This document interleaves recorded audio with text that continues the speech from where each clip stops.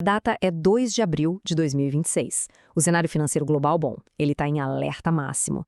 O que a gente está vendo não é só volatilidade, aquela coisa de mercado que sobe e desce. Não, é uma redefinição completa do que a gente sequer entende por risco. E a gente vai entender o porquê agora. A grande pergunta que paira no ar é essa, né?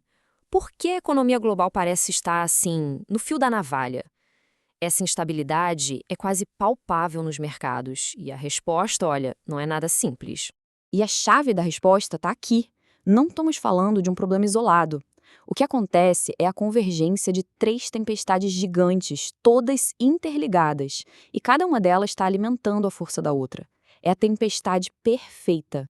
Ok, vamos mergulhar nisso. Para começar, a gente precisa entender a estrutura que define este momento. É uma era completamente nova de risco para os mercados. Aquele manual de regras antigo pode jogar fora, ele não se aplica mais. E o conceito-chave para entender 2026 é este aqui: choques de oferta correlacionados. Pensa nisso como um efeito dominó, só que em escala planetária. Uma crise de energia, uma crise de materiais para tecnologia e uma crise de capital acontecendo tudo junto. E a soma desses 3 problemas é muito, mas muito maior do que as partes isoladas. E a primeira dessas tempestades é a mais visível, a mais imediata, o conflito que explodiu no Oriente Médio e se transformou numa verdadeira guerra por energia. Agora, olha só para esse número, 20%. É isso mesmo, 1/5 de todo o petróleo e gás do mundo, de repente, parado. O bloqueio do Estreito de Hormuz não é só uma notícia de geopolítica em um jornal, é um choque direto, na veia, na corrente sanguínea da economia mundial. E esse gráfico aqui mostra o impacto imediato. Em um único mês, o preço do petróleo disparou quase 40%. E o que isso causa? Bom, alimenta a inflação, pressiona o consumo de todo mundo e ameaça simplesmente paralisar indústrias inteiras. Agora, vamos para a segunda tempestade. Essa é menos explosiva, mas talvez seja ainda mais sistêmica, mais profunda. É o fim da era do dinheiro grátis. E tudo começa com uma mudança histórica, lá no Japão. Para a gente entender o que está acontecendo, a gente precisa falar do Yen Carry Trade. Por décadas, isso foi um dos maiores motores de dinheiro no mundo. Pensa assim, investidores pegavam dinheiro emprestado quase de graça no Japão e saíam aplicando pelo mundo todo. Pois é, esse motor agora está sendo desligado.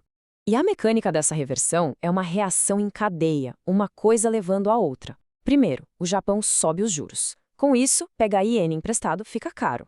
Aí, os investidores são forçados a vender ativos no mundo todo para pagar essas dívidas. E o resultado é um tsunami de capital fugindo dos mercados globais e correndo de volta para o Japão.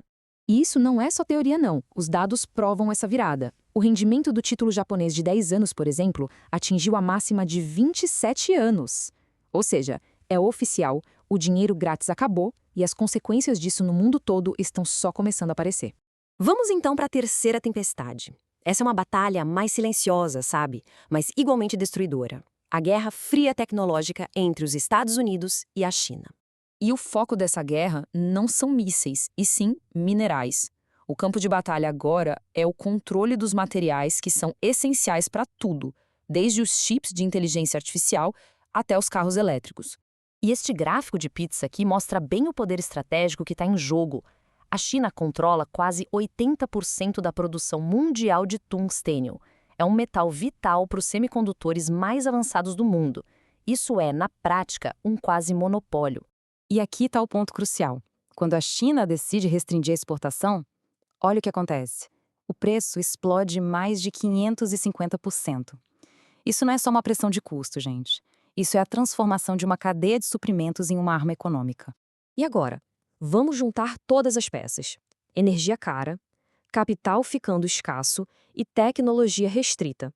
É exatamente aqui que as 3 tempestades se encontram e criam um verdadeiro furacão nos mercados globais. E como é que a gente mede esse impacto todo? Bom, é só olhar para o VIX, o famoso índice do medo. Um valor acima de 26 já é um grande sinal de alerta. Mas olha o VIX dos mercados emergentes, quase 40. Isso sinaliza um estresse extremo.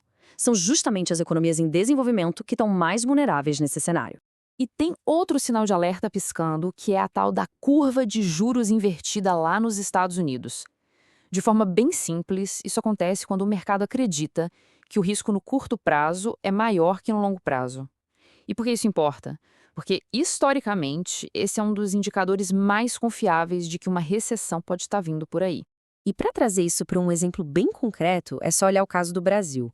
O país está sendo espremido por dois lados ao mesmo tempo. Internamente, com juros a 15% para tentar controlar a inflação, e externamente, com a ameaça de novas tarifas americanas. É o exemplo perfeito de como esses choques globais se manifestam na prática, localmente. Então, com tudo isso na mesa, a pergunta que fica é: como navegar nessa nova realidade?